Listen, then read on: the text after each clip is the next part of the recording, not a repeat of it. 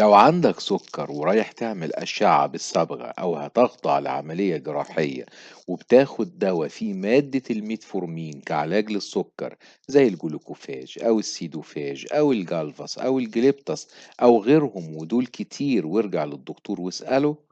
ورايح تعمل أشعة بالصبغة سواء أشعة مقطعية أو أشعة موجات أو أشعة حتى رنين مغناطيسي أو هتخضع لحتى عملية جراحية،